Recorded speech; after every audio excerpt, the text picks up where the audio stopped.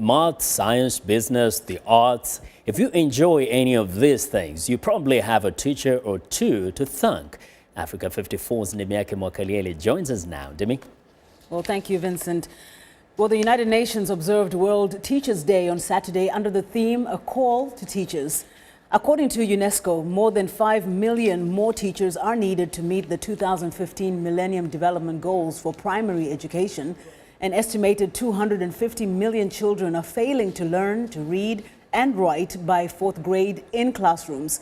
UNICEF attributes this to partly underqualified, poorly trained teachers often left out of critical education policy decisions.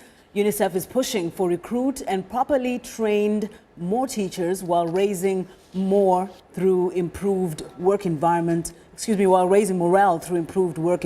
and compensation. Now, in African countries like Nigeria, where teachers have been on strike for several months, complaints about poor pay and working conditions are rife. And joining us now by Skype is Emily Gagnon, Program Specialist for the UNESCO Institute of Statistics. We thank you so much for joining us today, Ms. Gagnon. A pleasure.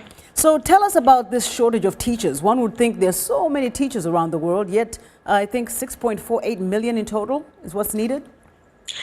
Oh, actually, yes. There are about 28 million teachers right now in the world, in the primary classrooms, creating a better living for our children for the future.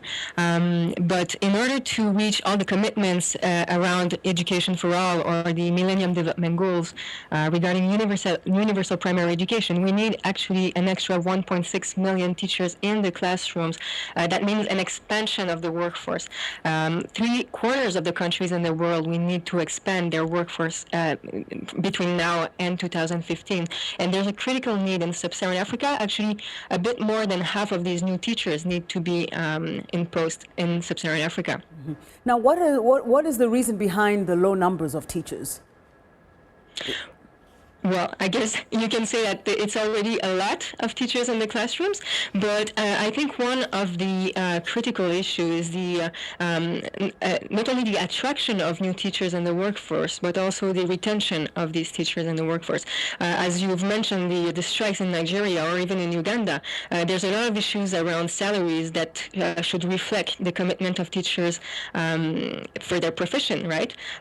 What I hear from teachers around me, they're often conflicted between the commitment to education and to children, but also, trying to make a living and having a fulfilling career. But I think that the issues around keeping teachers in the profession go also beyond salaries. We can think about working hours that are not often equal to teaching hours. Mm-hmm. We can also think about the class size that is often very, very high, and varies a lot across the continent, actually. In Namibia, you have the average classroom has 30 pupils per teacher, but this number goes above 50 pupils in the classrooms in Tanzania, or even Central African Republic or Malawi. It goes up to 80 pupils per classroom, even higher in some cases.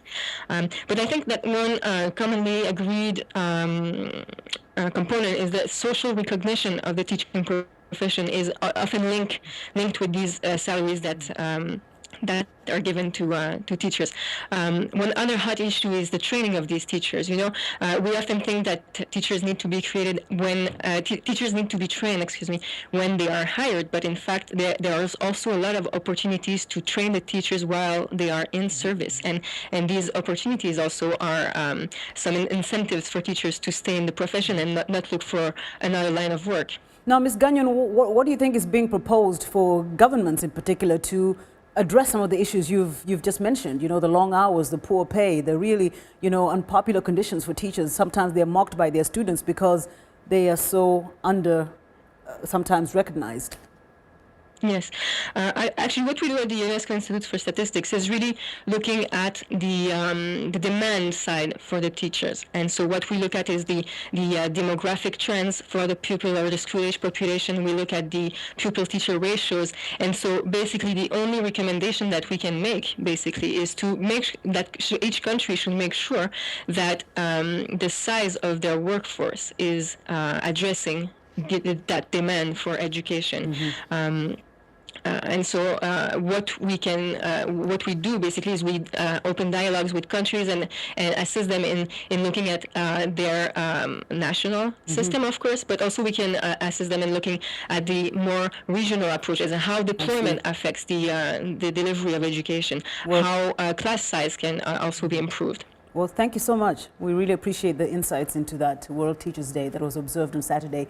Amelie Gagnon is the program specialist for UNESCO Institute for Statistics, and she joined us by Skype from Montreal in Canada.